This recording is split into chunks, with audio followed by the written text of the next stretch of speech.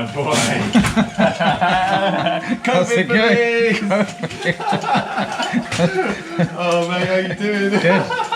I've been sat waiting here and there's some weird thumping noise coming from down here. That's the low frequencies of the water gurgling. Yeah. You know, but how creepy is that? It sounds like somebody's stomping along, doesn't it? It's got to a stage now that I've spent so long underground that I just enjoy the sort of eeriness of it all. But anyway, for me, this looks like a shitty tunnel to you, you know, from, you know, to an explorer. But for me, this is what gets me off, mate. This is the shit. So this is one of the most important archaeological spaces underground in Cornwall that's accessible today. And you wouldn't know it, you know, you wouldn't know it at all unless you had that archive understanding. For me, this part is really, really special in the mine. It's actually one of the most special places underground in Cornwall here, because this is more or less the only confirmed Tudor tunnel that you can actually explore in Cornwall. Other people make claims about this sort of stuff, wheel routes, you know, pulled up mine, etc. They're not confirmed. This, however, does have supporting evidence for it. And you're actually looking at a piece of Tudor mine working. When you look at this wall, you can see it extends up about this high, and it's been heightened like this, either by collapses or by later workings. But the tunnel is this high here, down to the ground, and you can see it's been entirely handpicked there.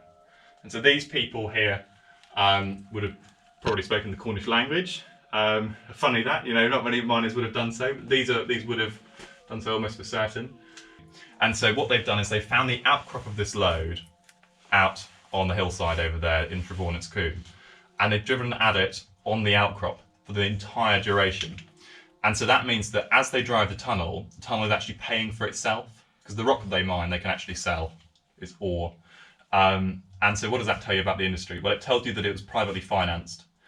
Long crosscuts, they don't pay for themselves. The rock is worthless. You know, you're going through barren rock to act. So just like this, in fact. So this is a crosscut.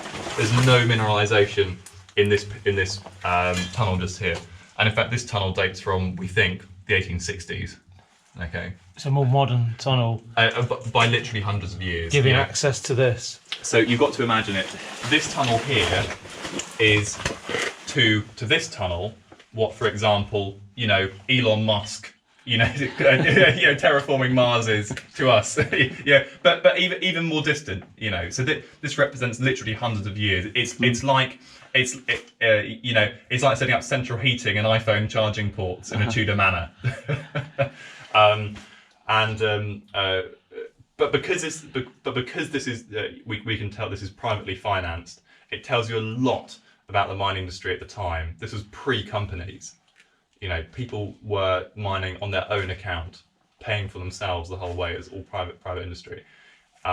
For historians of medieval mining, this is a really important tenet of what's known as free mining. So the miners here would not have done it by lease agreements. They would have done it by royal charter, essentially.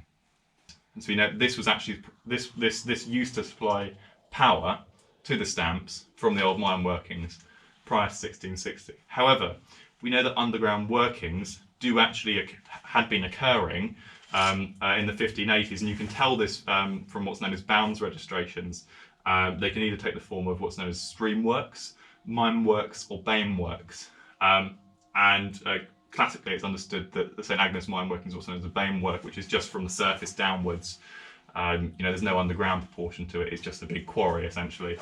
However, when you look at these bounds registrations from the 16th century, you see that they're actually referred to as mine works.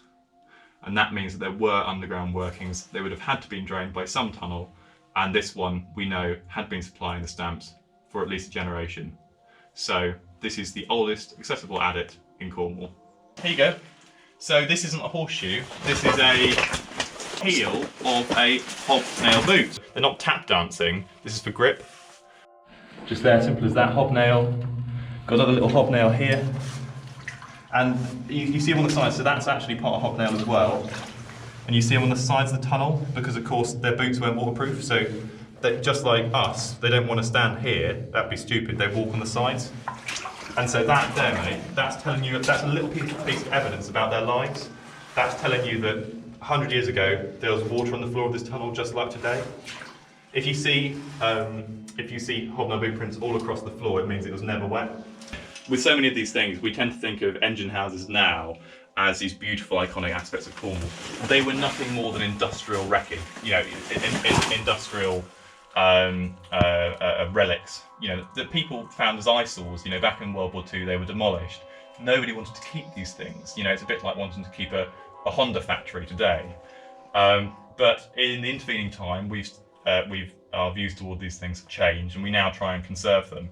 And just in the same way that we conserve these more public aspects of mine workings, just because those are at surface doesn't mean they're more special. The mines were, of course, underground, and where we are now is arguably one of the most important aspects of Cornwall, considering the importance of tin mining today. You see all the pick marks, Ben? Mate, yeah, absolutely.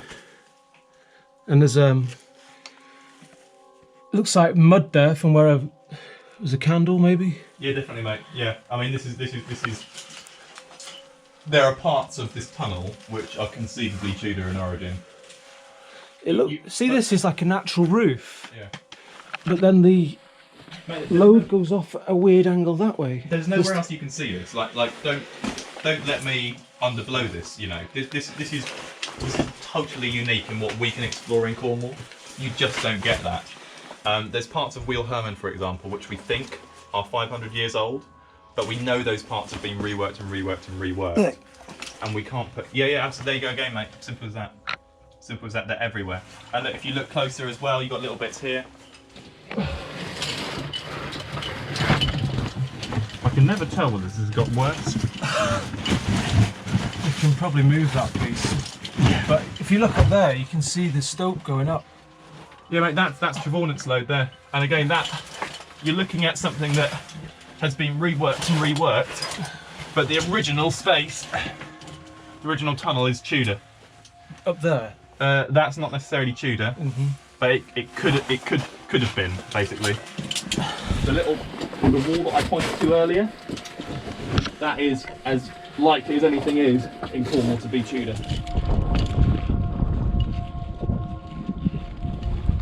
Got another feel of that, mate.